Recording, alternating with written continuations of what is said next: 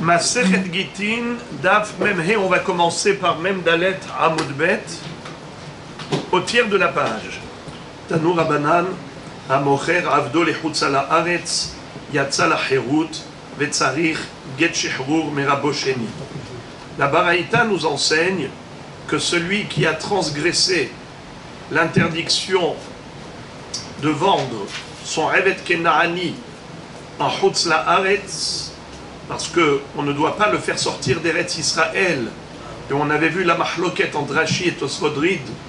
Pour quelle raison il est interdit de vendre son esclave cananéen d'Eretz Israël à quelqu'un, un autre juif qui habite Chutz la Haaretz, car là on n'est plus dans la vente d'un juif à un goy, on est dans la vente d'un juif à un juif, mais le premier habite Israël, le second habite la diaspora. Pourquoi il est interdit de vendre son esclave qui est en Eretz Israël à un nouveau propriétaire qui habite Chutz la Haaretz? Quelle est la raison?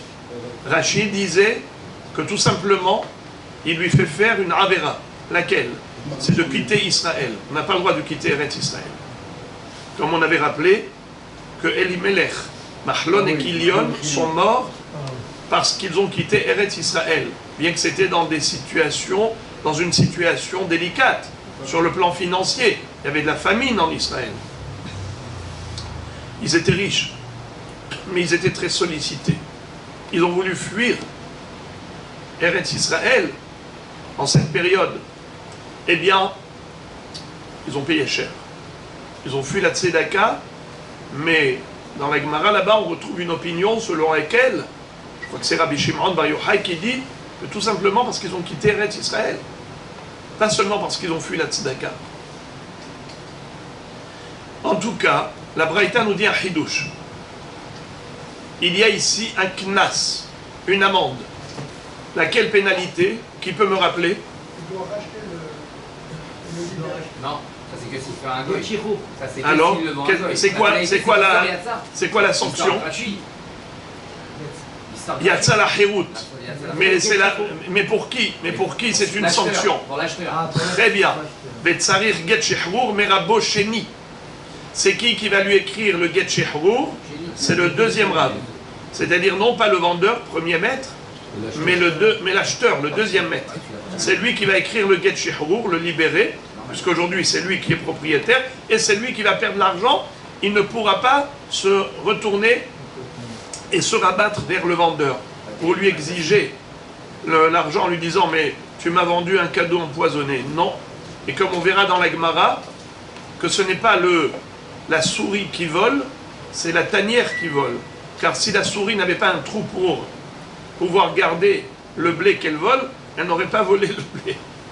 Alors si le vendeur n'avait pas d'acheteur, il n'aurait pas vendu. En Chutz la Haaretz. C'est un receleur. Le voleur, c'est grâce au receleur qui va lui revendre. Donc c'est pour cela qu'on fait payer l'acheteur, on fait perdre, plutôt, l'argent à l'acheteur.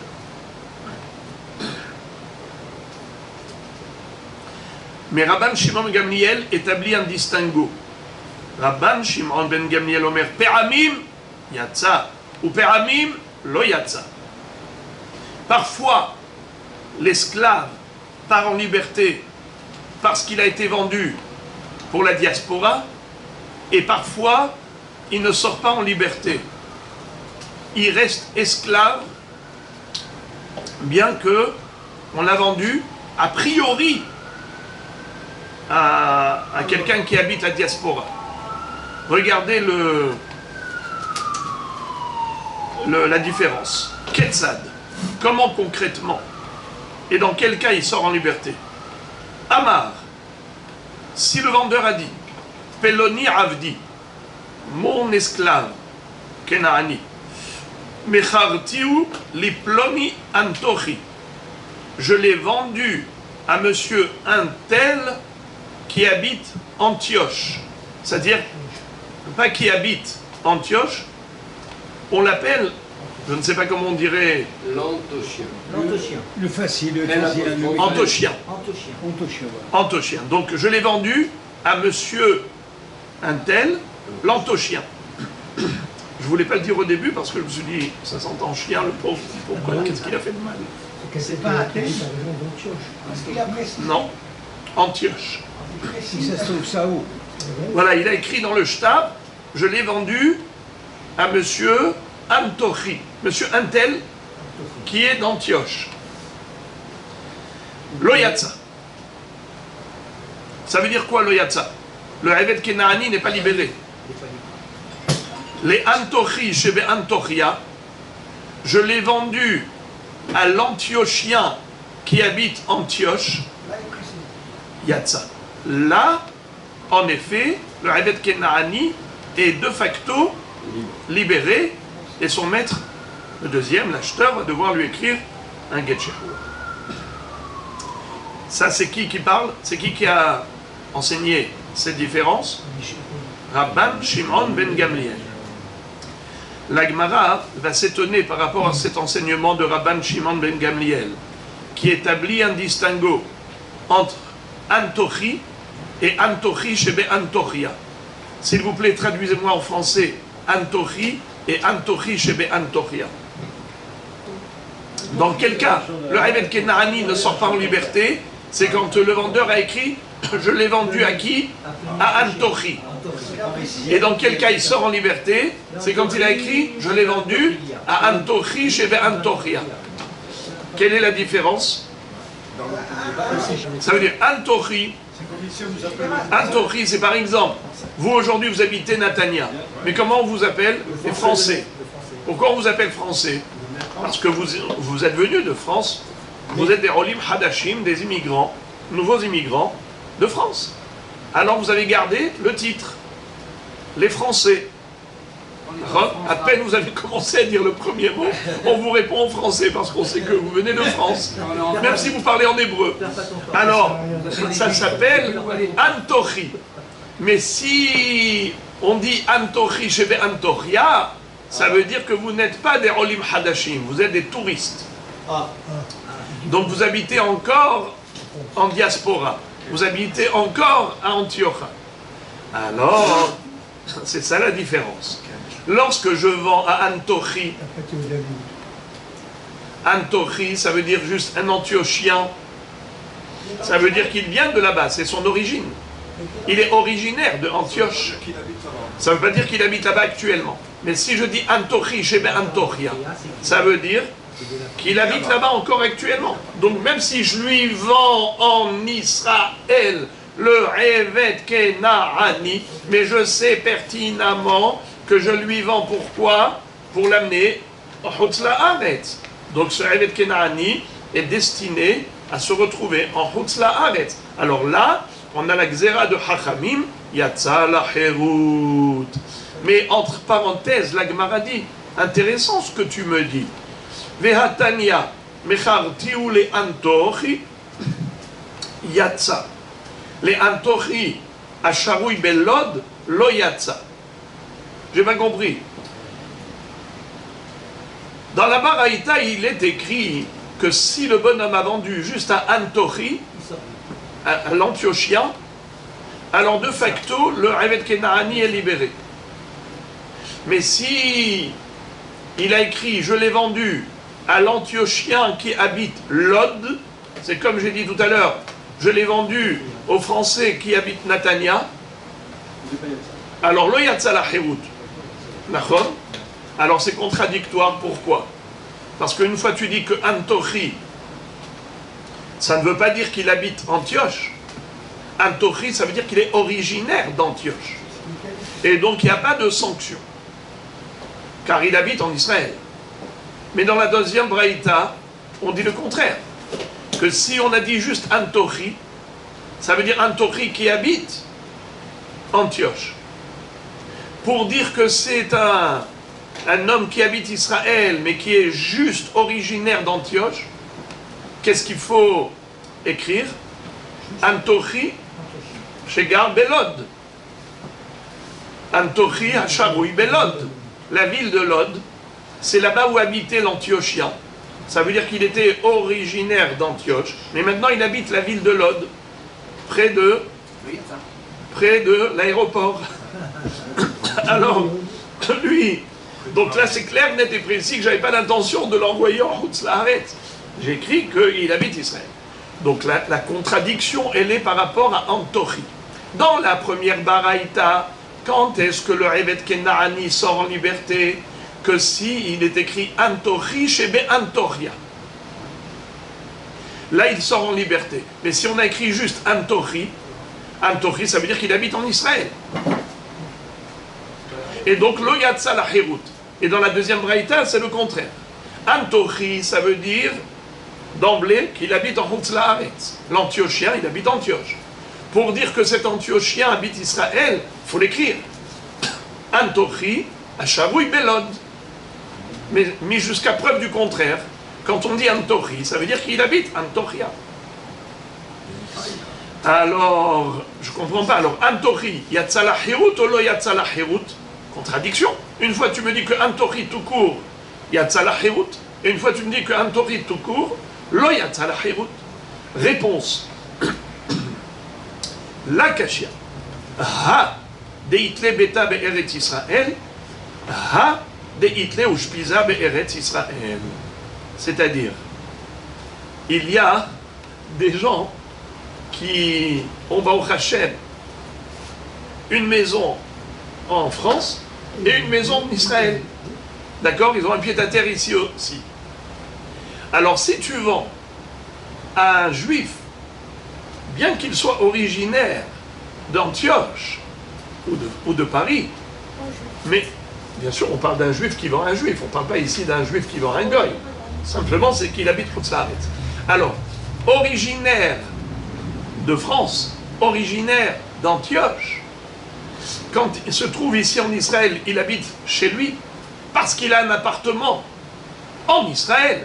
Yeshlo Baït Be'eretz Israël. Lorsque je lui ai vendu parce qu'il habitait ici. Il habitait ici, tout va bien. Même s'il a une maison en Chutz La'aretz, mais il a aussi une maison en Israël. Donc lorsque moi je lui ai vendu, c'était dans quelle intention? Dans l'intention qu'il reste en Israël, car il a une maison en Israël. Dans ce cas-là, Lo Yatsa la Herut. Mais s'il n'avait pas de maison en Israël, il n'avait pas de pied-à-terre, là il était touriste, il était à l'hôtel. Comme il est écrit, des Hitle Ushpiza Be'eretz Israël. C'est-à-dire quoi, Ushpiza, qui peut me dire? Il était à l'auberge, il était un Ushpizin, un invité. Dans ce cas-là, quand on lui vend, on sait très bien que c'est pour l'emmener avec lui ensuite. Alors dans ce cas-là, en effet, Yatsa la Herut. Ça répond pas à l'Antochi.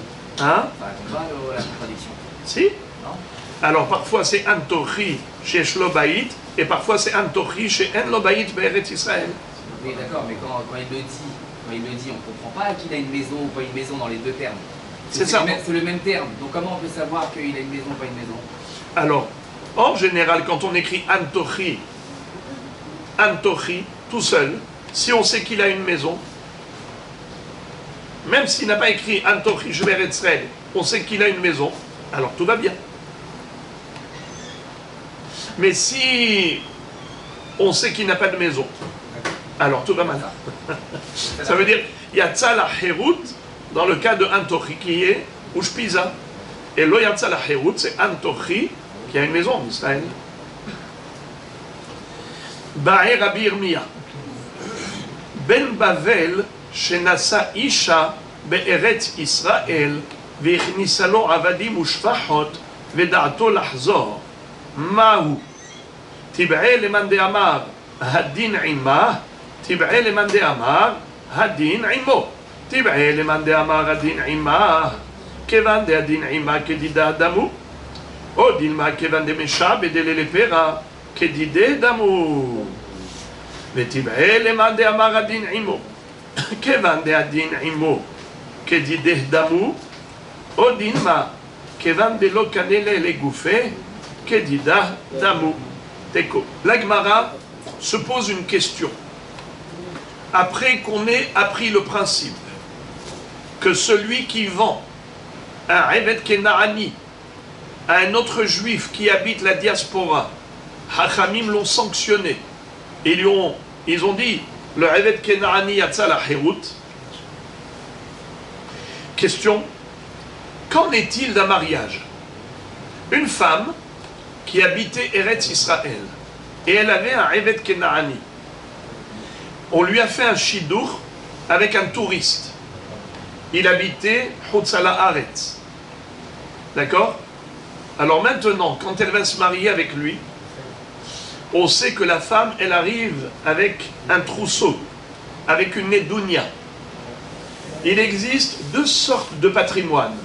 Nirse Melug, Milog, et Nirse Tson Barzel. Les Nirse Milog, c'est ce qu'on appelle le patrimoine du plumage. Car le mot Meliga, ça veut dire plumer. Comme une poule, un coq, un poulet. Comment vous faites après la shahita? Vous lui retirez les plumes. Comment ça s'appelle en hébreu, le verbe? Meliga. Eh bien, il y a des biens immobiliers, par exemple, que la femme va apporter avec elle comme Nedounia. C'est enregistré dans la Ketouba. Comme quoi, le mari, le jour de divorce ou de veuvage, elle récupère le bien, le foncier. Mais en attendant, qu'est-ce qu'a le mari? Il n'a que les pérotes. Ha-perot la Baal, ve-ha-gouf la Isha. L'usufruit est pour le mari, mais le foncier reste la possession de la femme. Maintenant, si jamais ce patrimoine a subi une variation de prix, c'est-à-dire qu'il y a eu soit une évolution du prix, soit une dévaluation, au contraire, il a perdu de la valeur. Est-ce que le mari est responsable? Réponse, non. Pourquoi? Car le gouffre n'a jamais appartenu au mari. Ça veut dire que le gouffre est toujours resté la possession de la femme, la propriété de la femme. Donc, le mari, qu'est-ce qu'il avait? Juste, ochel perot. L'usufruit était pour lui. Mais le foncier est resté la propriété de la femme. Donc, c'est la raison pour laquelle, s'il y a une variation de prix, c'est soit au profit, soit en défaveur de la femme. Mais il existe un autre statut de la Nedounia. Cette dot en mariage, ce qu'a reçu cette femme de son père quand elle est rentrée sous la Choupa et qu'elle a apporté avec elle dans sa maison, c'est-à-dire qu'elle a dit à son mari, voilà, j'apporte avec moi un patrimoine, le mari peut enregistrer cela dans la Ketouba dans le cadre de ce qu'on appelle Nirse Tson Barzel. C'est quoi Nirse Tson Barzel? Le patrimoine du troupeau d'acier. Le fer, ça ne subit pas de dégradation. Quand on veut dire qu'il y a une affaire qui est dure comme fer, eh bien, ça s'appelle Nirse Tson Barzel. Ça veut dire qu'il y a une sécurité, une garantie de la valeur. Par exemple, lorsque le mari dit « ce patrimoine, je le prends sous ma responsabilité ». Si jamais il y a une dégradation, c'est en ma défaveur.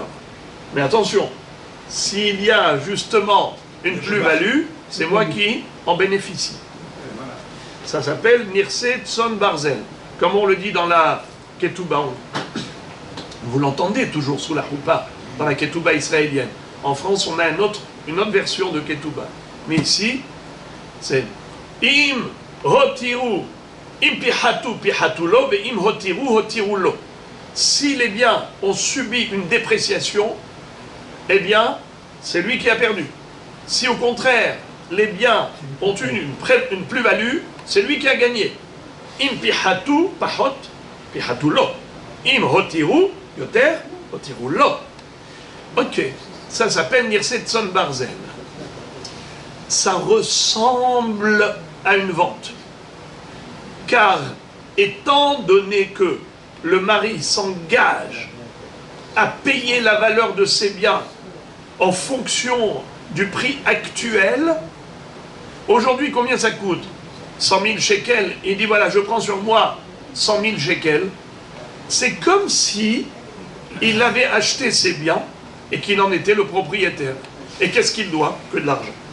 Alors maintenant, lorsqu'elle a ramené avec elle un Evet Kenaani, et que le mari, il a pris sur lui la responsabilité d'assumer, en cas de divorce, d'assumer le prix. En cas de veuvage, qu'on ponctionne sur son héritage. C'est-à-dire que c'est comme une vente. Elle lui a donné le Evet Kenaani, et lui, il a payé le prix. Alors maintenant, regardez le cas de figure atypique. Lui, elle est israélienne, et lui, il est le juif de diaspora. On leur a fait un chidour à Natania. Et voilà que maintenant, pendant les vacances, voilà maintenant, ils se sont mariés. Mais après, lui, il retourne à Paris. Et elle va à Tel Aviv. Alors maintenant, qu'est-ce qui se passe? Ils sont mariés. Comme... Vous voulez savoir? À l'époque où Rabbeinu Gershom n'avait pas encore interdit la polygamie, eh bien on pouvait avoir une femme ici, une femme là-bas, marron, c'est-à-dire que eh bien sa femme israélienne est restée en Israël, sa femme française est en France, et lui il fait le va-et-vient, il passe quelques mois en Israël, quelques mois en France. Alors maintenant, le Inyan, allez, admettons que c'est même pas lui qui revient, disons que de temps à autre, c'est elle qui va plutôt vers lui là-bas. Alors au moment où elle s'est mariée avec lui, elle le savait pertinemment, que le Evet Kenaani, qu'elle a amené avec elle dans son patrimoine, quand lui va retourner à Paris, il va prendre le Evet Kenaani avec lui. Il va le servir là-bas. Elle, de temps à autre, elle va lui dire bonjour là-bas. Eh bien, c'est comme quelqu'un qui a vendu un Evet Kenaani à un juif de diaspora. Alors regardez maintenant la question de la Gemara, la subtilité. Baï Rabbi Irmia, comme toujours, c'est Rabbi Irmia qui pose des questions aiguës. Ben Bavel, un habitant de la Babylonie, chez Nasa Isha Beretz Israël, qui a épousé une femme en Israël, V'ichnissalo Abadim Ushfahot, et elle lui a ramené, dans le cadre de Nirsetson Barzel, comme dit Rashi, elle lui a ramené des Abadim. Vedato Lahzor, Maou. Dato Lahzor, il a l'intention de retourner en Babylonie. Quel est le din? Est-ce que nous considérons que le mari est comme un acheteur, et donc elle a vendu le Evet Kenaani à son mari, qui lui prend la responsabilité vis-à-vis de ce Evet Kenaani? Ça veut dire que si jamais il meurt par exemple, c'est lui qui payera le prix. Pourquoi? Parce que voilà, il a engagé sa responsabilité. Alors c'est comme un lokéa, c'est comme un acheteur. Baal benirse ishto lokéa have. Et donc il y a tzalaheut. Et automatiquement, la sanction imposée par les hachamim, elle arrive. Et ce Evet Kenaani sortira en liberté. Oui? Oui ou non? Alors la Gemara, je sais que vous êtes très intelligent, mais vous prenez la place de la Gemara. La Gemara nous dit que la question, elle est partagée en deux. Il y a une fameuse mahloket entre les hachamim, entre Haddin Immo ou Haddin Imma. Qu'est-ce que ça veut dire? Quelle est la fameuse mahloket dans Masechet Yebamot entre les hachamim à propos de Haddin Immo ou Haddin Imma? Est-ce que c'est lui qui a raison, le mari, ou c'est elle qui a raison, la femme? Par rapport à quoi? Dans quel bras de fer? De quel bras de fer s'agit-il? Rashi explique. Une femme qui a amené avec elle un patrimoine lors du mariage. Vegirsha. Ensuite, il a divorcé. Il lui a donné le guet. Hi omeret. Rashi, regardez comment il est beau ce Rashi. Hi omeret. Elle dit Kelai ani notelet. Veu omer damim ani noten. Kemo sheshamum li be'achariyuti benirsetson barzel ani shomin baketuba. Le bras de fer, c'est quoi? Elle dit, moi je veux récupérer mon patrimoine ancestral. J'ai ramené ce terrain, j'ai ramené ce Eved, j'ai ramené cette Shifha, je les veux maintenant après le divorce, je ne veux pas de l'argent. Je veux eux-mêmes. Je veux récupérer le corps foncier de ce que j'ai ramené. Alors il y a ceux qui disent, Ikalemande Amar, Adin Imo, Ho ilu meotasha'a, c'est-à-dire, si le mari dit non, je veux donner de l'argent, moi j'ai acheté ces biens en quelque sorte, je voudrais donner la contre-valeur, mais je voudrais garder le foncier, je veux garder le bien immobilier, je veux garder le Eved Kenahani. Alors, selon une opinion, Adin Imo, c'est lui qui a raison. Et il peut lui imposer l'argent. Ouais. Lui, il garde l'esclave, il garde le bien immobilier, et il dit à sa femme, maintenant après le divorce, voilà l'argent, c'était ça, mon engagement vis-à-vis de toi. Veikad, Nemande Amar Adin Ima, Mishum Shevach Betavia. Il y a ceux qui disent non. Il y a assez bien une valeur sentimentale, une valeur ancestrale, et par conséquent elle dit non, non, non, je veux récupérer mes biens, et elle a raison. Si elle refuse l'argent et qu'elle exige le bien lui-même, elle peut récupérer le bien lui-même. Alors maintenant, commençons à réfléchir à la question qu'on a posée tout à l'heure. Une femme qui se marie, et elle ramène avec elle un Eved Kenahani, comme Nirset Son Barzel. Est-ce que c'est considéré comme si elle a vendu le Eved Kenahani à son mari, oui ou non? Non. Alors déjà de dire non d'emblée, c'est dommage. C'est dommage. Déjà vous devrez dire non, c'est pas ça que vous auriez dû me dire. Selon qui la question se pose? Est-ce que la question se pose d'après celui qui dit Adin Imo ou d'après celui qui dit Adin Ima? C'est ça d'abord qu'il faut réfléchir. La Gemara se pose la question, Maou, est-ce que le Eved Kenahani, Yatsa la Hirut, oui ou non? Est-ce que c'est comme si le mari l'avait acheté, oui ou non? Alors déjà, vous devez vous poser la question, d'après qui on dit que le mari est considéré acheteur? D'après celui qui dit Adin Imo, a priori, mais pas d'après celui qui dit Adin Ima. Car celui qui dit Adin Ima, le jour du divorce, elle peut exiger la restitution du Eved Kenahani lui-même. Donc, c'est pas considéré comme une vente, n'est-ce pas?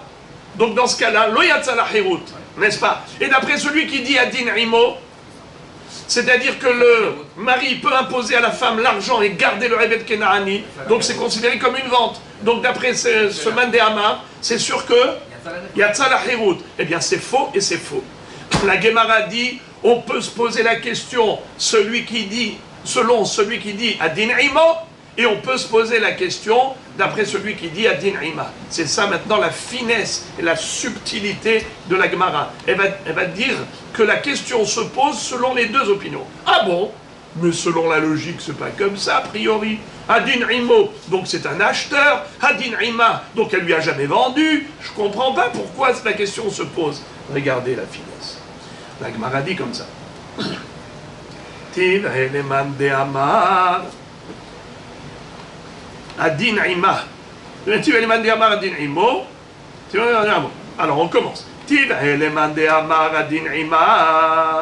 La question se pose déjà d'après celui qui dit c'est elle qui a raison. C'est-à-dire qu'elle ne lui a pas vendu. Et malgré tout, Kevan de Adin Ima kedidadamu, Odilma, Kevan de Mesha bedele lepera kedidadamu. What is it? Même si nous disons qu'au moment du divorce, elle peut récupérer son Eved Kenahani. Mais en attendant le divorce, qui est-ce qui mange les fruits? Qui est-ce qui utilise ce Eved Kenahani? C'est le mari. Donc le mari est considéré acheteur à l'heure actuelle. Peut-être qu'un jour, elle aura un droit de rachat. Un jour, il aura... Alors, ici, c'est très important. Merci d'avoir réagi. Vous dites locataire.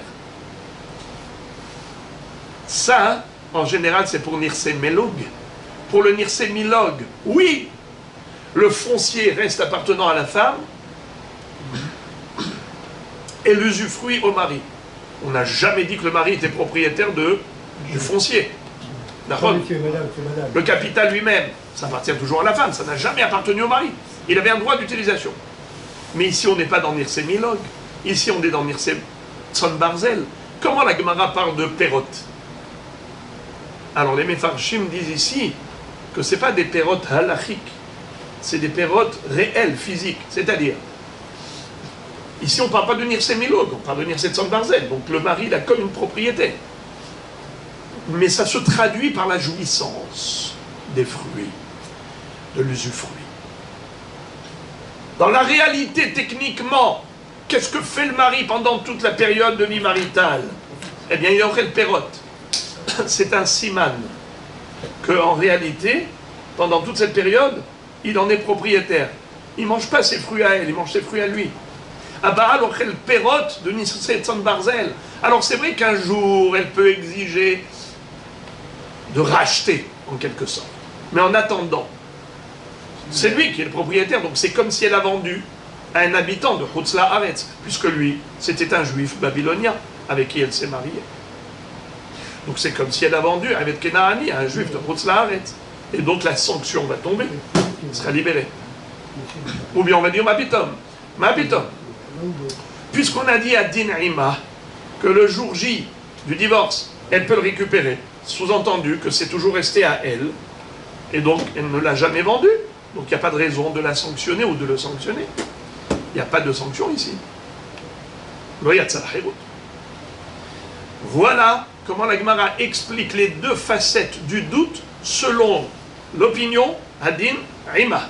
Et maintenant la Gemara va nous expliquer le Safek de Rabbi Irmia, les deux facettes du doute selon l'hypothèse de Adin Imo. Regardons. Vetiv eleman de Amar Adin Imo. Kevan de Adin Imo kedideh damu. Odin ma kevan de lokanil et les gouffés kedidah damu. Teko. Si on dit que Adin Imo, a priori, il est comme un acheteur. Si tu vois qu'il peut même imposer à la femme qui réclame et qui hurle, elle dit « Oh, mais moi, c'est un patrimoine ancestral, valeur sentimentale. » Malgré tout, on lui dit « Non, madame. Adin Imo. Si lui veut d'Afka, cela, eh bien, Adin Imo. D'accord ? Donc c'est Kedidé d'Amou. Si c'est Kedidé, donc il y a Tzala Herout, parce qu'au moment du mariage, c'est comme si elle lui a vendu. Lui, il habitait la Babylonie, elle a vendu à un Babylonien, il y a Tzala Herout, sanction. Odin ma kevan delo kanile les gouffés, Kedida d'Amou. Ou bien on va dire qu'étant donné qu'il n'est pas connu les gouffos, Rachidi de Imaït, Omegaresh, la Hadrela.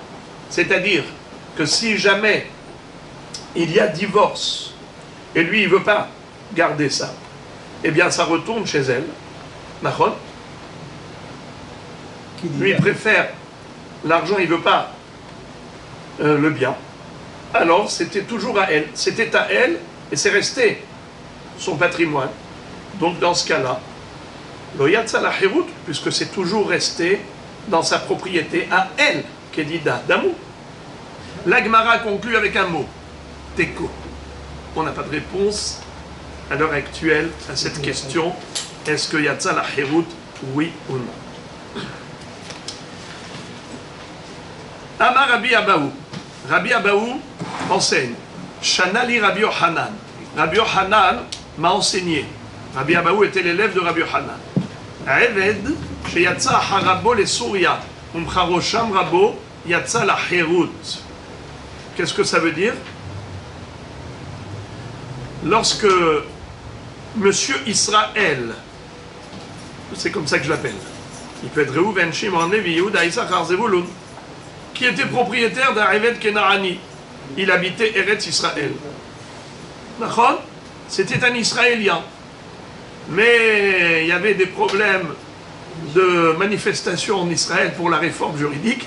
Il est parti habiter en Chutz La'aretz. Où ça? En Syrie, les Souria, bien qu'au niveau des halachot, de Trumot, Maasrot et ainsi de suite, nous avons des lois par rapport à la Syrie. Est-ce que c'est considéré comme Eretz Israël? Est-ce que Ichlal Kibush Yahid Shme Kibush ou Lo Shme Kibush? D'une manière ou d'une autre, en ce qui concerne le Evet Kenaani, Souria, la Syrie, est considérée comme étant Chutz La'aretz. Oui, et donc celui qui vend son Evet Kenaani à un juif qui habite la Syrie, le Evet Kenaani Yatza la Hérout, comme tout Evet Kenaani qui a été vendu à Chutz La'aretz. Mais maintenant, l'histoire est la suivante. C'était pas aussi simple que comme on a appris. On va les appeler Réhouven et Shimon. Shimon habite la Syrie depuis toujours. Réhouven, c'est quelqu'un qui a fait sa Yérida. Réhouven habitait Israël et il a été habité la Syrie. Mais son Eved Kenaani, qui était en Israël, il a laissé en Israël. Il a laissé en Israël. Il avait, on va dire, 2 appartements. Ok? Mais lui, maintenant, habite en Syrie. Son Eved Kenaani, il a vu que son maître était en Syrie, il l'a suivi de lui-même, le Eved Kenaani, qui n'était pas obligé. Car on ne peut pas obliger un Eved Kenaani à sortir d'Israël. De lui-même, par attachement sentimental à son maître, eh bien, il a parti le suivre. Et maintenant, qu'est-ce qui s'est passé? Réhouven, le Yored, a vendu le Eved Kenaani à Shimon, son voisin. Est-ce que Yatsa la Hirut ou lo Yatsa la Hirut? Eved Yatsa Harabo et Souria Mcharosham Rabo Yatsa la Hirut. Il sortira en liberté. La Gemara dit Vatane Rabbi Hiya lo ibed et zchuto. Pardon. Vatane Rabbi Hiya ibed et zchuto. Je ne comprends pas. Rabbi Hiya dit le contraire. Que dans un cas pareil, quand le Eved Kenaani de lui-même il est sorti en Chutz La'aretz, et ensuite il a été vendu, eh bien il a perdu son mérite de libération. C'était un droit de libération qu'il avait, c'était une sanction imposée au propriétaire, l'acheteur, mais dans la mesure où il a été vendu malgré lui. Là maintenant, il a été lui-même il est descendu en Chutz La'aretz de bon gré. Alors dans ce cas-là, quel est le din? Contradiction. Rabbi Hanan va dire Yatsa la Hirut, malgré tout, il n'a pas perdu son droit de liberté. Et Rabbi Hiya dit il a perdu son droit de liberté, car ce n'est pas à cause de l'acheteur-vendeur, de l'acheteur et du vendeur, que le Eved Kenaani est descendu en Syrie, c'est à cause du Eved Kenaani lui-même qui a pris la décision de sortir d'Israël. Alors il y a ici une contradiction de Rabbi Hanan et Rabbi Hiya. Réponse, la Kashia. Kan she'da'at Rabbo lahzor, kan she'en da'at Rabbo lahzor. C'est-à-dire, ça dépend quel était le programme, quelle était l'intention du propriétaire qui est sorti en Chutz La'aretz. Il est parti en Syrie. Est-ce qu'il avait l'intention de revenir en Israël? S'il avait l'intention de revenir en Israël, alors dans ce cas-là, le Eved Kenaani, quand il est parti suivre son Rav, il n'avait pas l'intention de quitter définitivement Israël. Il s'est dit, je vais derrière mon Rav, mais mon Rav lui-même, mon maître lui-même va revenir un jour en Israël.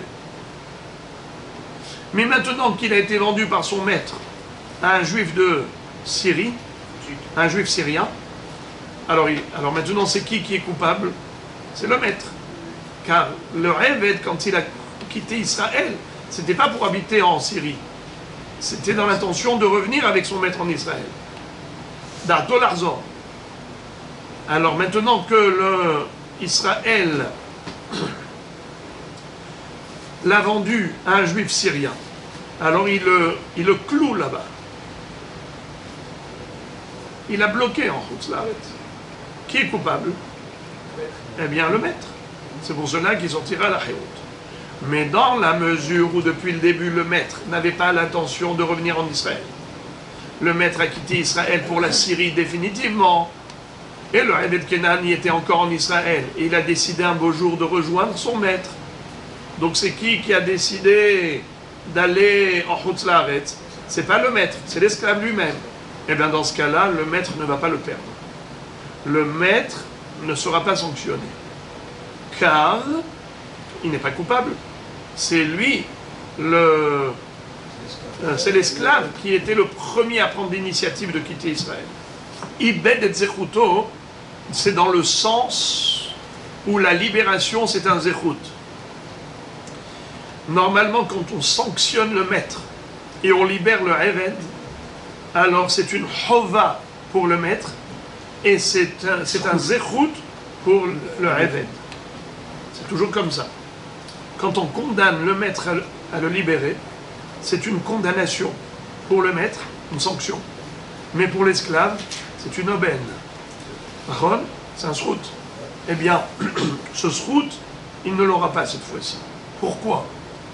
Bien qu'il ait été vendu par son maître d'Eretz Israël à un juif syrien, mais celui qui a pris l'initiative, Bichlal, depuis le début, de quitter Israël, c'est pas son maître qui l'a fait descendre, c'est lui. Eved sheyatsa acharabo, un esclave qui est parti après son maître. Quand son maître est descendu, il n'a pas fait descendre avec lui.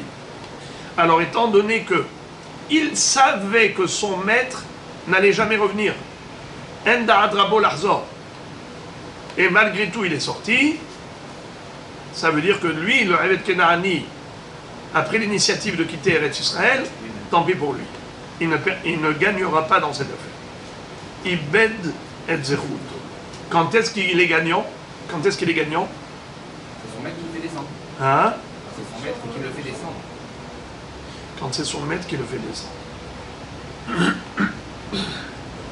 Non. Ah, Non. Quand il est sorti seul.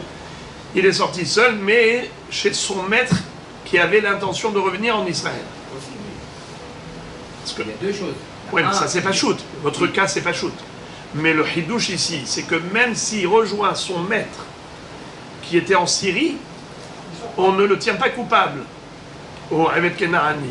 Pourquoi on ne le tient pas responsable? Parce qu'on dit, le pauvre, il n'a pas été pour rester là-bas, il n'a été que pour un certain temps, parce qu'il croyait que son maître allait le ramener en Israël, puisque son maître n'était pas parti pour habiter là-bas définitivement. Alors il s'est dit, mon maître va revenir, je vais revenir avec lui. Mais que son maître, qu'est-ce qu'il a fait là-bas en Syrie? Il l'a vendu. Et la Gemara, c'est une baraïta pour corroborer cette halakha.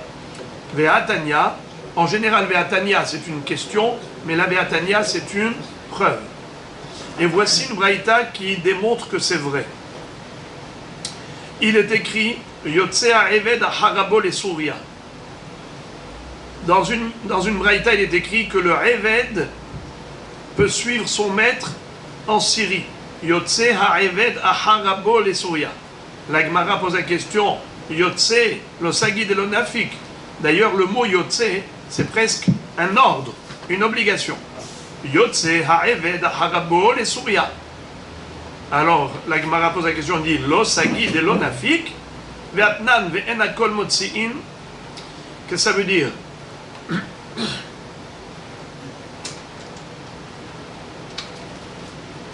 Quand tu me dis Yotse Eved, Harabo les Souria, ça sous-entend que le Eved Kenaani a l'obligation de suivre son maître qui est parti en Syrie.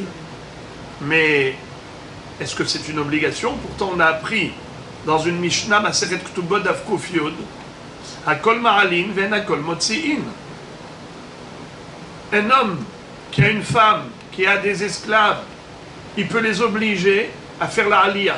Si l'homme décide de faire la aliyah en Eretz Israël, il peut imposer cela à sa famille et à tous ceux qui habitent dans sa maison. Mais lorsque c'est le contraire, il s'agit d'une yérida, de quitter Israël pour aller en diaspora. Dans ce cas-là, en akol motzi'in, on ne peut pas imposer à tous les autres de le suivre pour Chutz La'aretz. Un homme ne peut pas imposer à sa femme ou à son Eved Kenaani de le suivre en Chutz La'aretz. Alors tu vois clairement dans la Mishnah, il est écrit que le Eved Kenaani n'est pas obligé de suivre son maître. Alors comment tu peux comprendre la Braïta qui dit Yotze ha'eved aharabo les Souria? Et là, Yatsa ha'eved aharabo les Souria umcharo rabo sham im da'ad rabo lahzor kofin oto im da'ad rabo lahzor en kofin oto. C'est comme ça qu'il faut comprendre la Baraïta. La Baraïta, il faut l'établir selon tout ce qu'on vient d'apprendre précédemment, à savoir la fameuse mahloket entre Rabbi Yochanan et Rabbi Hiya, qui n'en était pas une, car Rabbi Hiya parlait d'un cas et Rabbi Hanan parlait d'un autre cas, c'est comme ça qu'il faut expliquer la braïta. Que quoi? Yatsa ha'eved ha'harabo le'suya u'mcharo sham rabo imdad rabo lahzor kofinoto. C'est-à-dire, si au moment où le maître est parti en Syrie, il avait l'intention de remonter en Israël, de revenir en Israël, alors dans ce cas-là, si le Eved l'avait suivi, le Eved n'est pas coupable. Pourquoi? Parce qu'il pensait que son maître allait le ramener avec lui. Or, finalement, son maître l'a vendu là-bas. Alors, on sanctionne le maître et il sortira en liberté. Le Eved Kenaani sera gagnant. Ve'im enda'ad rabo lahzor. Mais si depuis le début, le maître n'avait pas l'intention de revenir en Israël, donc le Eved Kenaani savait pertinemment que son Adon allait rester en Syrie, et tout de même, il a suivi là-bas. C'est qu'il avait l'intention d'aller en Hotz-Laaretz. Eh bien, tant pis pour lui. En kofinoto. Dans ce cas-là, on n'impose pas au maître la libération de son esclave. Donc c'est confirmé par la Baraïta ce qu'on vient d'apprendre. Amar Rav Anan. Rav Anan nous raconte Sham'it mineh demar Shemuel tarte. Moi j'ai entendu deux enseignements de Shmuel Hadahach. Premièrement, ce qu'on vient d'apprendre maintenant à propos de Mocher Avdo lechutz la'aretz, ve'idach, et un deuxième enseignement concernant celui qui vend un champ pendant le Yovel. Amocher sadeu bishnat hayovel atzma. Rav amar mechura biyotza, ou Shmuel amar ena mechura kol ikar. On connaît la halacha. Généralement, à l'époque du Yovel, aujourd'hui, pourquoi il n'y a pas de Yovel? Même à l'époque du deuxième Beth Amikdash, il n'y avait pas de pratique de Yovel. Pourquoi? Car il y avait déjà eu l'exil du premier Beth Amikdash. Ceux qui sont revenus avec Ezra Sofer pour reconstruire le deuxième Beth Amikdash étaient minoritaires. La majorité des Juifs étaient en Hotz Laaretz. Or, la Torah nous dit que pour le Yovel, Ukratem devor laaretz ul chol yoshveha, bisman sherov yoshveha alea. Il faut la majorité des habitants d'Israël. La majorité du peuple juif qui habite en Israël, c'est là qu'on a le Yovel. Alors, dans ce cas-là, à l'époque du Yovel, lorsque quelqu'un vendait un bien immobilier à son prochain, ça revenait automatiquement à son ex-propriétaire pendant l'année du Yovel. Dès que le Yovel arrivait, 10 jours après Rosh Hashanah du Yovel, le jour de Kippour, on sonnait le chauffard, n'est-ce pas? Ukratem deror la haaretz ul chol yoshveha. On allait libérer la terre. C'est-à-dire quoi libérer la terre? Les terres qui étaient achetées par des acheteurs étaient restituées aux vendeurs pendant le Yovel. Veshavtem ish el achuzato ve ish el mishpachto tashuvu. Même les Eved Ivri étaient libérés. Ish el mishpachto tashuvu. Veshavtem ish el achuzato. Chacun retrouve sa achuza, son bien immobilier. Question. Ça c'est très bien pour quelqu'un qui a vendu par exemple pendant les 49 ans avant le Yovel qui est la 50e année, il a vendu par exemple à la 30e année. Eh bien à la 50e année ça retourne à son propriétaire. Il lui a vendu par exemple à la 48e année, ça retourne au propriétaire. 49e, ça retourne à la 50e année au propriétaire. Quel est le din s'il lui a vendu pendant la 50e année? C'est là la mahloquette entre Rav et Shmuel. Rav dit Mechura, ça marche. C'est-à-dire quoi Mechura? Il y a un accordéon. C'est-à-dire que immédiatement c'est vendu, immédiatement c'est rendu. Il a tout perdu. L'acheteur qui a payé pour ça, eh bien, il a perdu son argent. Car la vente s'appelle vente. La transaction immobilière est digne de ce nom. C'est un fou. Maintenant, Shmuel Amar, Ena Mechora Kol Ikar. Shmuel dit, non, Ena Mechora Kol Ikar. On est en plein Yovel. En plein Yovel, il n'y a pas de possibilité d'acheter un bien immobilier. Donc ça ne s'appelle pas acheté, ça ne s'appelle pas vendu, il n'y a rien du tout.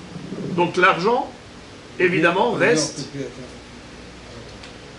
Il s'y suit à son-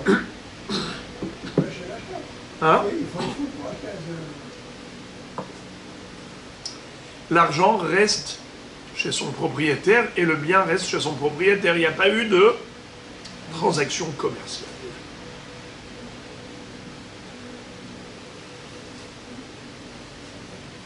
C'est clair? C'est clair? Maintenant, la Gemara dit comme ça. Behada hadre zevine. Ou behada lo hadre zevine. Velo yada nahe minayu. À propos de ce qu'a dit Shmuel, je sais qu'il m'avait dit que l'argent retourne à son propriétaire. Et dans un cas, il a dit que non, l'argent ne retourne pas à son propriétaire, c'est l'acheteur qui a perdu cet argent. Mais je ne sais pas dans quel cas l'acheteur a perdu son argent. Est-ce que c'est dans le cas du Yovel ou dans le cas du Eved Kenaani? Moi j'ai anticipé. Je vous ai dit que pour le Yovel, d'après Shmuel, l'argent reste chez le propriétaire. Shmuel n'a pas dit ça. Shmuel a dit la vente n'est pas une vente, car on est en plein Yovel. Mais qu'en est-il de l'argent? Qu'est-ce qu'avait dit Shmuel par rapport à celui qui vend le Eved Kenaani? Il le vend à un juif de diaspora. Alors, Shmuel a dit que dans ce cas-là, en effet, Yatsa la Hirut. C'est qui va lui écrire le Get Shehour? Rabo Sheni. Mais qu'en est-il de l'argent? Qui est-ce qui perd l'argent? Le vendeur ou l'acheteur? C'est la pénalité. J'avais dit à l'époque l'acheteur, parce que je l'ai pris d'ici. Mais sinon, c'est pas écrit. Vous avez dit qu'il perdait, c'était une pénalité. Ça, parce que j'ai anticipé. Il ne fallait pas que j'anticipe. Parce qu'après, quand on arrive au vrai, on se dit, mais attends, mais on savait déjà ça. On le savait parce que c'est écrit ici. Mais pour l'instant, on ne sait pas. On sait que Shmuel a dit deux choses. Il a dit, quelqu'un qui a vendu à Eved Kenaani à un juif de diaspora, l'acheteur doit le libérer. Mais qui a perdu l'argent? L'acheteur ou le vendeur? C'est-à-dire, est-ce que l'acheteur peut se rabattre sur le vendeur et lui dire, eh oh, on m'a obligé de libérer. Hakami m'ont dit de libérer. Rends-moi mon argent. Est-ce que l'acheteur a perdu l'argent? Ou non? Yovel, il lui a vendu un karka. Tu as dit, Ena Mechura, il n'a pas acheté. Est-ce que malgré tout, quand il a donné l'argent, il a perdu ou pas? Alors Rav Yosef nous dit comme ça. Dans quel... Shmuel un jour il dit, pour une halakha il dit Hadrez vine, et dans l'autre il dit Lo Hadrez vine. Ça veut dire l'argent revient à son propriétaire, même si, dans les deux cas, finalement l'acheteur Mskin n'a rien acheté. Mais l'argent, qu'en est-il? Il a perdu ou il n'a pas perdu? Est-ce qu'il récupère son argent ou il ne récupère pas? Alors Rav Yosef dit, si toi tu ne te rappelles pas, qu'est-ce qu'a dit Shmuel? Eh bien moi je vais essayer de deviner. Amar Rav Yosef neheze anan. Et on va réfléchir. Et on va voir. Mi detane babaraita amocher abdo lechutz laaretz yatsa lahirut vetzarich get shehur merabo sheni shma'amina kani rabo sheni velo hadrez vine. Chi amar Shmuel ata mena mechura umaot hozrin. Alors en effet, comment il s'appelle? Rav Yosef a dit, du fait que la Braïta ait dit que celui qui va le libérer, c'est Rabo Sheni, ça veut dire que on considère qu'il reste la propriété du Rabo Sheni. Ça veut dire que l'argent que le Rabo Sheni a donné au Rabo Rishon, ça reste au Rabo Rishon. Car si ça ne restait pas au Rabo Rishon, donc il ne l'a pas acheté. Ça veut dire que tu considères que la vente n'en était pas une. Alors c'est qui doit lui écrire l'acte de libération? C'est le Rabo Rishon. Si on dit que l'argent revient au Rabo Rishon, au Rabo Sheni, pardon. Si on dit que l'argent revient au Rabo Sheni, ça veut dire que le Eved Kenaani est resté la propriété du Rabo Rishon. Alors c'est à lui de le libérer. Or si la Braïta dit que c'est qui doit le libérer, c'est Rabo Sheni. Ça veut dire que le Rabo Sheni l'a acheté. S'il a acheté, avec quoi il a acheté? Avec cet argent. Donc l'argent il reste chez qui? Chez Rabo Rishon. Donc si dans cette halakha, l'argent ne revient pas à l'acheteur, sous-entendu que dans la deuxième halakha du Yovel, celui qui vend un bien immobilier pendant le Yovel, l'argent revient à l'acheteur parce que la vente est caduque. La Gemara dit pourquoi Rav Hanan, lui, n'a pas fait le même raisonnement. Pourquoi Rav Hanan n'a pas fait la même déduction que Rav Yosef de cette baraïta? Pourquoi il dit je ne sais pas ce qu'a dit Shmuel? Mais il aurait pu faire la même déduction que Rav Yosef de cette baraïta. La Gemara dit Rav Hanan baraïta lo shami ale. Qu'est-ce que ça veut dire? Rav Hanan n'avait pas appris cette baraïta, il la connaissait. Où il y a écrit clairement Kotev lo get shehru Rabo Sheni. Lui, il pensait que ça pouvait être Rabo Rishon. Ve'im il dit vrai Shmuel. Et si c'est par rapport aux paroles de Shmuel qui a dit Ena Mechura. C'est quoi Ena Mechura? Pendant le Yovel, la vente du bien immobilier n'en est pas une, elle est caduque. Donc si elle est caduque, ça veut dire que l'argent revient au propriétaire, revient à l'acheteur. Alors pourquoi est-ce qu'il n'a pas fait cette déduction? C'est simple comme bonjour. Pourquoi il n'a pas fait cette déduction? Mimai dena mechura ou marot chosri, dilma ene mechura ou marot matananinu. Et dit, qui te dit que quand Shmuel a tranché la halakha en disant que la vente est caduque, ça veut dire la vente est caduque et l'argent revient à l'acheteur. Peut-être que la vente est caduque et l'argent reste chez le vendeur, bien que la vente est nulle. Comment ça se fait? Parce que marot matana, peut-être qu'il voulait lui offrir l'argent. C'est-à-dire, quel était l'intérêt de ce monsieur-là? Il est fou. Il est fou. Il achète un bien immobilier pendant le Yovel. Mazé ma boule. Non. Il cherchait une bonne raison pour faire la tzedaka. Il voulait offrir un cadeau d'argent à ce monsieur, au vendeur. Mais il savait que le vendeur n'accepterait pas l'argent par dignité. Alors il a dit, je vais lui refiler cet argent sous forme de tzedaka.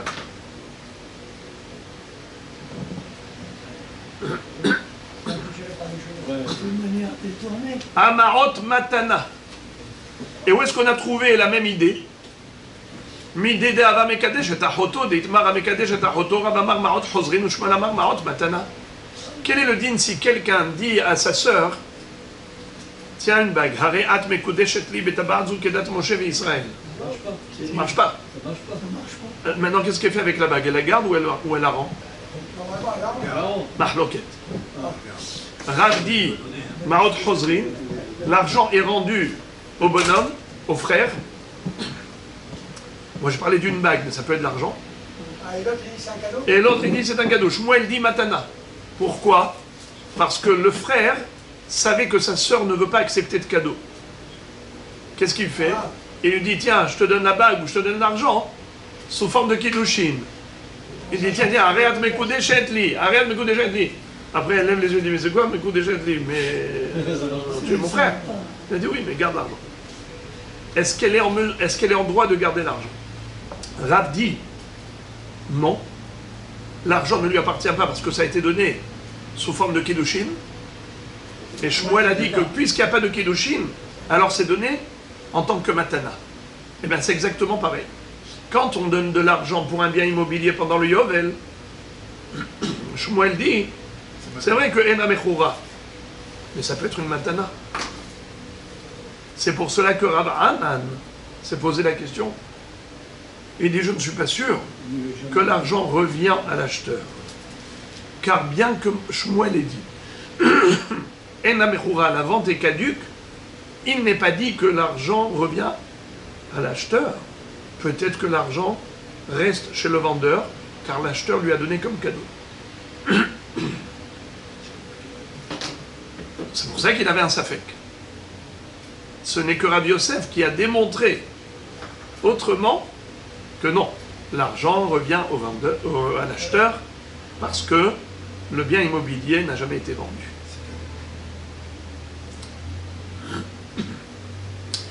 Amar le Abaye le Rabbi Yosef, May hazit de kansinan la lokeyah, niknese la mochel. Qu'est-ce que ça veut dire? lorsque Réhouven et Shimon, Réhouven habitait Israël, Shimon habitait Chutz La'aretz. Réhouven a vendu un Evet Kenaani d'Israël à Shimon qui habitait Chutz La'aretz. Qui est-ce qui va perdre le Evet Kenaani? L'acheteur. C'est lui qui doit le libérer et c'est lui qui perdra cet argent. Il lui a dit, mais comment ça se fait? Mais pourquoi est-ce qu'on a décidé de sanctionner l'acheteur? On aurait pu sanctionner le vendeur, c'est-à-dire, l'acheteur il va dire au vendeur, eh oh, les Hachamim maintenant m'ont imposé de le libérer. Alors, c'est mes kartaout, c'est une vente erronée, rends-moi mon argent. Et donc, qui est-ce qui sera perdant? Le vendeur. Pourquoi tu sanctionnes l'acheteur? Amarle lav achbera ganav et la hora ganav. Car ce n'est pas la souris qui vole, c'est le trou, la tanière dans laquelle elle cache les fruits qui volent. C'est-à-dire que la souris, c'est le vendeur. La tanière, c'est l'acheteur. Si la souris n'avait pas de tanière, elle n'aurait pas pris le fruit de là pour le cacher ici. Donc, si la souris a volé le fruit, c'est parce qu'elle avait un trou où le cacher. Si le vendeur a vendu un esclave cananéen d'Eretz Israël en Chutz La'aretz, c'est qu'il a trouvé un acheteur en Chutz La'aretz. C'est qui? C'est Shimon, le juif de Chutz La'aretz qui a accepté d'acheter un Evet Kenaani d'Israël. Comment ça? Tu donnes la main à une Avera? Alors le deuxième est coupable. Le deuxième, c'est la tanière de la souris. Le deuxième, qui est l'acheteur, étant donné que sans acheteur, il n'y aurait pas eu de vendeur, alors le coupable ici, c'est l'acheteur. Il n'est pas blanc-bleu le vendeur. C'est vrai, mais entre, comment on appelle ça? Il y a blanc et blanc-blanc. Qui est plus blanc entre les deux? C'est le vendeur. Pourquoi? Parce que l'acheteur, sans lui, il n'y aurait pas eu. Il aurait dû refuser. Exactement. À Marley. Alors, regardez ce que vous posez comme question. Vous avez une question légitime. À Marley, il a dit, ça veut dire ça quoi? Ça veut dire quoi ça? Mais si il n'y avait pas de souris et il n'y avait que le trou, le fruit n'aurait pas été dans le trou. C'est qui a mis le fruit dans le trou? C'est la souris. C'est qui a vendu à l'acheteur? C'est le vendeur. Alors pourquoi tu tiens responsable l'acheteur? C'est une responsabilité qui est totalement partagée. Il lui a dit, t'as raison. Mais malgré tout, je vais te dire pourquoi on sanctionne l'acheteur et pas le vendeur. Mistabra. Echadeka Isura Atam Kansinan. La sanction, elle tombe là où se trouve le Issour. Chez qui se trouve actuellement le Evet Kenaani? Chez l'acheteur. C'est là-bas que la sanction tombe. Parce que la sanction, elle arrivait. La sanction, elle cherchait sur qui tomber? Sur le vendeur, sur l'acheteur. Responsabilité partagée. Eh bien, elle va tomber là où se trouve le Issour, le Evet Kenaani, l'acheteur. Donc c'est l'acheteur qui va le libérer. Et maintenant, la Gemara raconte une histoire. Haou Avda. Il était une fois un esclave cananéen, des Arak, qui s'est enfui. Mais Chutz La'aretz, La'aretz. Il appartenait à un propriétaire en Chutz La'aretz et il a quitté la diaspora pour s'enfuir vers Eretz Israël. Maintenant, il est arrivé en Israël. À Zal Maré Abatre. Son maître l'a poursuivi en Israël. Atal et Kameh de Rabbi Ami. Le maître est venu poser la question de Halakha à Rabbi Ami. Il lui a dit, voilà, je l'ai attrapé, mon Evet Kenaani. Je voudrais le ramener chez moi, en Chutz La'aretz.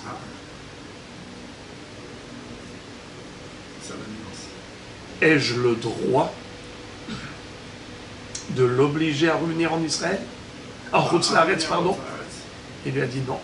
Amarle nirtov lecha shtara adameh, urtov le geta de heruta, veilo mapaknala minach mi de Rabbi Achai bar Yoshia. C'est-à-dire, il lui a dit, je te propose, sinon je t'impose. Je te propose de lui écrire un get shehrour et lui il va s'engager à te payer sa propre valeur.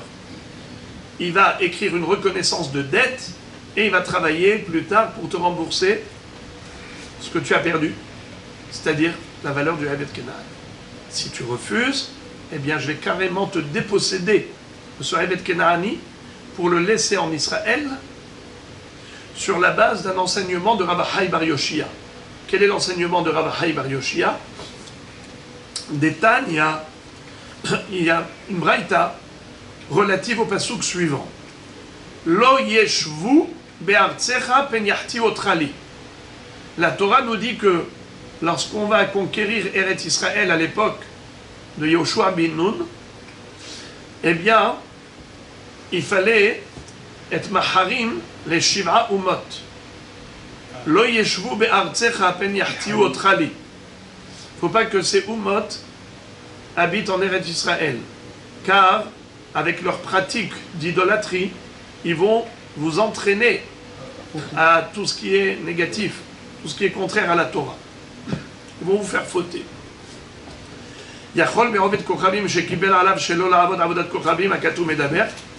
Est-ce qu'on parle même des Shiv'a Umot qui s'est converti au judaïsme?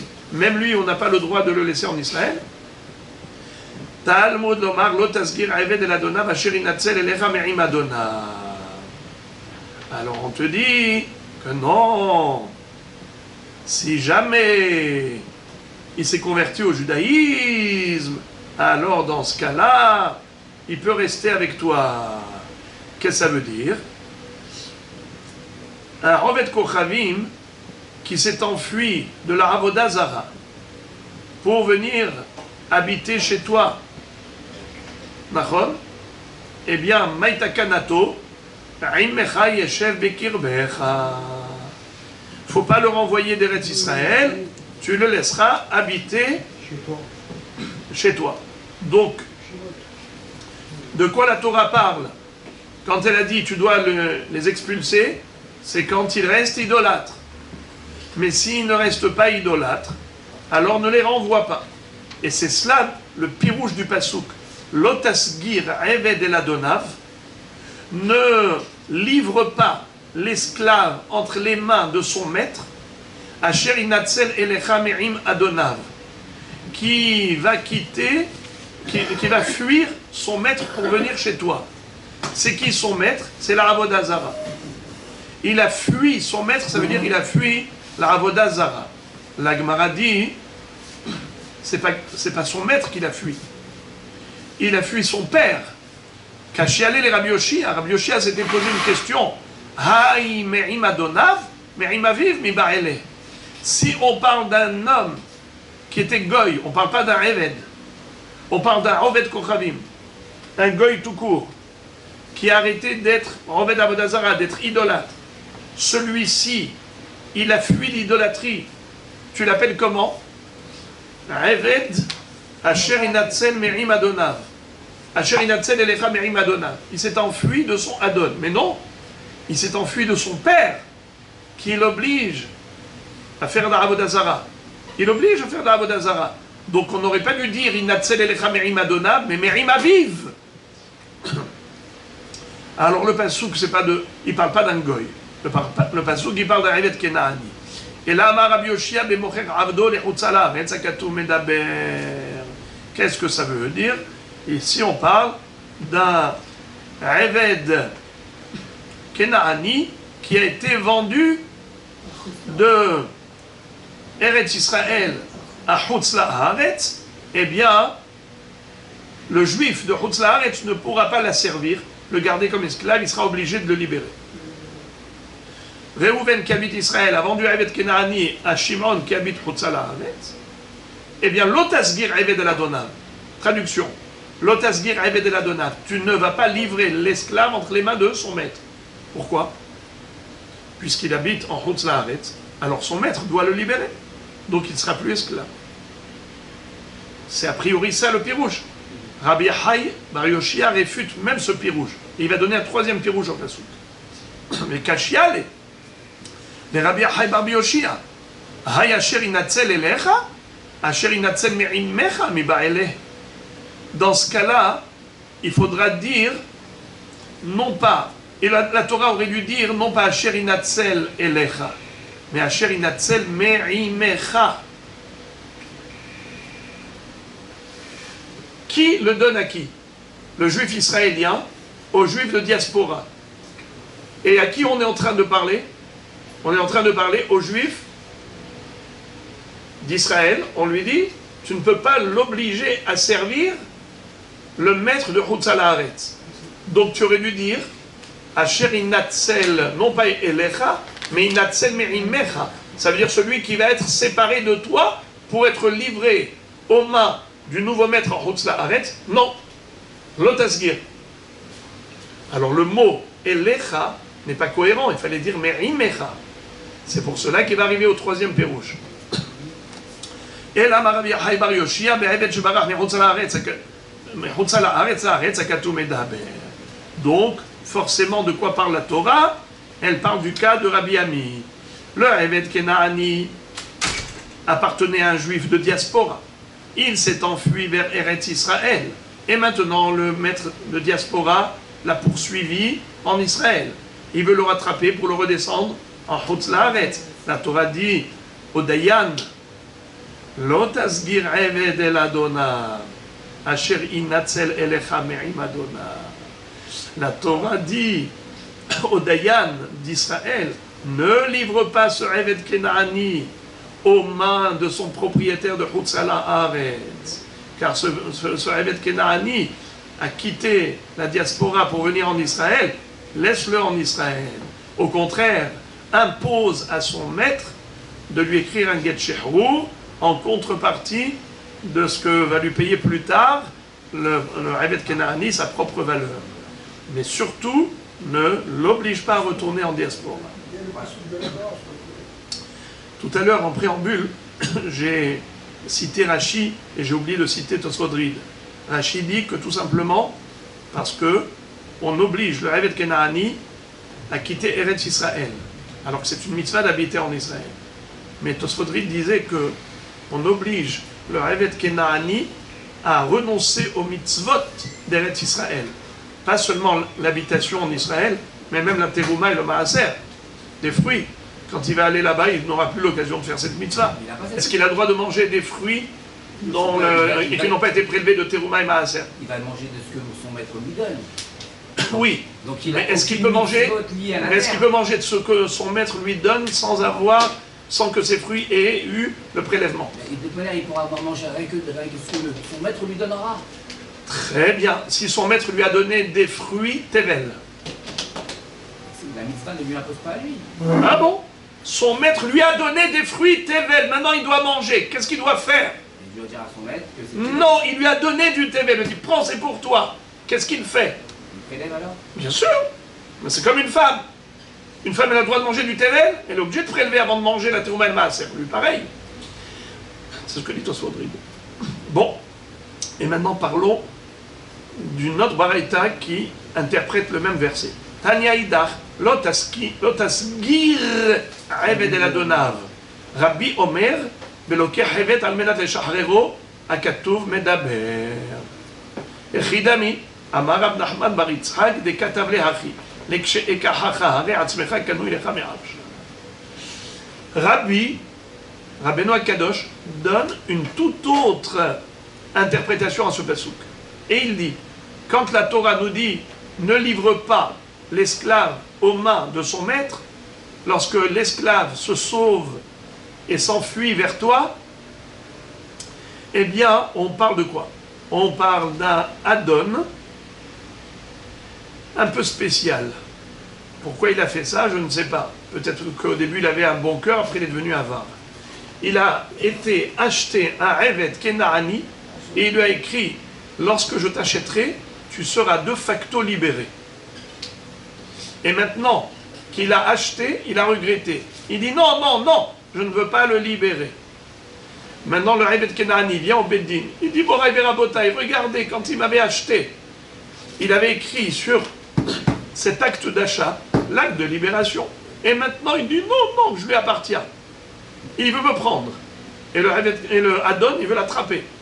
Le Dayan lui dit non, tu n'as pas le droit. Tu l'as libéré d'emblée. Tu ne peux pas le prendre. Lotasgir eved el Adonav, asher innatzel elecha me'im Adonav. Ne livre pas le Eved Kenaani aux mains de son maître lorsqu'il s'enfuit vers toi, Beddin. On va terminer le sujet. Rav Hizda avec les Avdal et Bekutae. Une fois, Rav Hizda avait un Evet Kenaani qui s'est enfui et il est parti chez des Koutim. Les Koutim, vous savez que ce sont ces fameux juifs, ces fameux goïms qui se sont convertis au judaïsme à cause des lions. Mahloket, est-ce qu'ils ont un statut de juif ou non? Shalach Lehu Adoua Nihali. Il leur a dit, rendez-moi mon esclave. Donc l'esclave de Rav Hizda a fui Rav Hizda et il s'est livré aux mains des Koutim. Et maintenant, il a dit aux Koutim, rendez-le-moi. Les deux étaient en Chutz La'aretz, hein? On ne parle pas de Koutim qui étaient en Israël. Les deux étaient en Babylonie. Rav Hizda Arak le Avda le Bekutae. Rav Hizda avait un Evet Kenaani qui s'est enfui. Et il est parti chez d'autres juifs qui habitaient une ville qui s'appelait Bekutae. Bekuta. On ne parle pas ici de Koutim comme d'habitude. Eh bien, qu'est-ce qui s'est passé? Lorsque Rav Hizda a entendu que son Eved s'est enfui là-bas, il a dit aux Juifs habitants de Kouta, vous savez, mon Eved Kenaani m'a quitté pour aller chez vous. Rendez-le-moi, s'il vous plaît. Shalhoulé. Ils lui ont répondu par courrier. Lotasgir Eved Ladonav. Non, on ne va pas te le livrer entre tes mains. La Torah nous dit clairement qu'il ne faut pas livrer un esclave aux mains de son maître lorsqu'il a fui son maître. Juste vous dire que les Bekutae, on ne parle pas de Koutim, mais on parle bien d'un endroit qui s'appelait Bekuta, c'est Rashi qui le dit, ce n'est pas moi. Les Bekutae Chutz La'aretzi, les Rav Hizda Nami, les Babeli. D'accord? Bekutae, c'est en Chutz La'aretz. Il leur a dit, Rav Hizda, vous rigolez ou quoi? Mais il y a une mitzvah de Hashavat Aveda. C'est écrit clairement dans la Torah que si tu vois l'âne ou le bœuf ou n'importe quel objet perdu, tu dois le rendre à ton prochain. Si c'est son âne, un vêtement,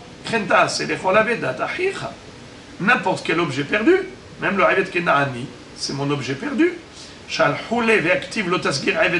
lui ont dit, ok, tu nous as cité un pasouk, mais nous aussi on te cite un pasouk. Le pasouk qui dit, ne livre pas l'esclave aux mains de son maître.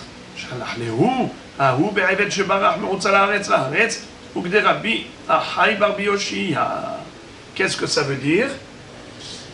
Alors, il leur a dit, ce pasouk qui parle de toute autre chose. Il parle d'un esclave cananéen qui appartenait à un propriétaire qui habitait en diaspora, et il a fui la diaspora pour Eretz Israël. Alors en effet, son maître n'a pas le droit de le reprendre vers Chutz La'aretz. C'est là que la Torah nous dit, tu ne dois pas le livrer aux mains de son maître qui est en Chutz La'aretz, que son maître le libère ici, et le Eved s'engage à lui payer sa propre valeur. Mais voilà, ça ne parle pas de... Dans mon cas, nous, on est deux villes en Babylonie. Babylonie, on n'est pas Babylonie, Israël. Alors rendez-le-moi. Voilà, ils lui ont rendu. La Gemara ouvre une parenthèse, elle dit, quand ils lui ont posé la question par rapport au Passouk, de Lotasgir Eved El Adonav, Asher Inatzel Elef Amerim Adonav, pourquoi il leur a donné le pirouche de Rabbi Achai Bar Yoshia? Pourquoi il ne leur a pas donné, par exemple, l'autre pirouche de Rabbeinu Akadosh, par exemple, n'est-ce pas, qui avait dit qu'il s'agissait de, par exemple, Lokech Evet, Amenat Shachero, et ainsi de suite. Pourquoi? Mishum Demashma Lerukra, parce que le pirouche de Rabbi Achai Bar Yoshia, il tombe mieux dans le sens littéral du texte. Et ça, c'est quelque chose qui est plus digeste qu'un pirouche comme celui de Rabbeinu Akadosh, qui parlait d'un cas atypique, où le bonhomme, il avait écrit dans le shtar d'achat, au moment où je vais t'acheter, tu seras libéré. C'est un peu recherché. La Gemara raconte une histoire. Abaye irkasle hamara bekutae. Un jour, cette fois-ci, c'est Abaye qui a perdu un hamor. Et où est-ce qu'il se trouvait le hamor? Dans le village de Bekuta, Bekutae. Shalach Léou Shadwali, vous l'avez retrouvé, rendez-le-moi s'il vous plaît. Mon âne, il paraît qu'il a été égaré chez vous, vous l'avez trouvé. Shalhoule Shlach Simana.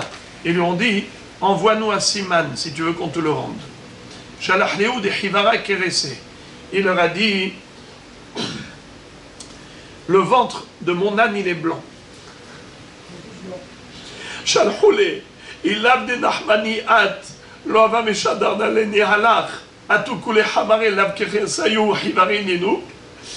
Ils lui ont dit, si tu n'étais pas Nahmani, Abaye, son nom, son vrai nom, c'était Nahmani, puisqu'il était nommé sur le nom de son grand-père.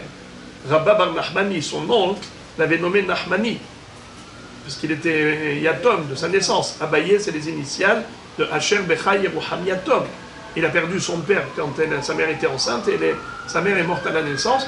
Donc il a été élevé par son oncle, Rabbi Bar Nahmani. Et on l'appelait Nahmani. Ils lui ont dit, si tu n'étais pas le grand Talmid Chacham, le grand tzaddik, eh bien on ne t'aurait pas cru. Parce que ça, c'est pas un siman mouvak. C'est pas un siman mouvak. Il y a beaucoup de hamorim avec le ventre blanc. Mais on sait que tu ne mens pas. Si tu dis que c'est ton hamor, et tu le reconnais, et tu es on te croit. Juste pour boucler ce Inyan, dans la Gemara, la Sechel Baba Metzia, à propos des Metziot, Elu Metziot Shelo, Elu Hayab Leachriz, pour ce qui concerne les objets perdus, il est écrit Kol Kele Anporia En Machrizin Ala. Des Kelim qui sont Enporia, il n'y a pas d'obligation de le rendre. Enporia, c'est Enporeia. Parfois, il n'y a pas de siman. Mais on peut rendre juste à vue d'œil. Tu montres l'objet à celui qui l'a perdu et tu lui rends. Ah bon? Pas du tout. Il n'y a pas de siman, il n'y a pas de reia. Pardon, il n'y a pas de siman. Pourquoi tu rends? N'importe qui peut mentir. On parle d'un Talmid Chacham. Talmid Chacham, il ne va pas mentir. S'il te dit qu'il a perdu, tu peux le croire. Mais à condition que ce soit un keli usé auquel le Talmid Chacham s'est habitué.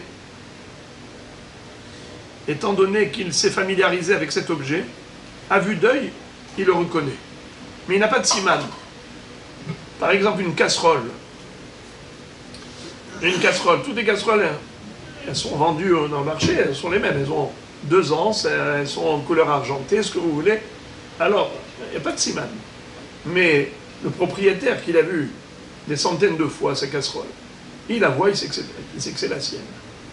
Il ne peut pas te donner un signe distinctif précis, mais à vue d'œil, il est sûr et certain que c'est la sienne. Un Talmid Chacham, mais seulement, en général, tu n'as pas l'obligation de rendre un objet, même s'il est déjà usé, à son propriétaire, si tu n'as pas donné de siman. Si tu n'as pas dit que là-bas, il y avait derrière juste un trait avec cette forme, eh bien, il n'y a pas de siman. Mais si c'est un Talmid Chacham, il te dit, je n'ai pas de siman, mais je le reconnais, rends-lui. Quand est-ce que tu ne rends pas? Que si Enporia, c'est un Keli Hadash. Donc même le Talmid Chacham, il n'a pas eu le temps de se familiariser avec ce Keli. Donc il ne peut pas te dire, je le reconnais. Donc dans ce cas-là, tu le rends à personne, tu le gardes pour toi.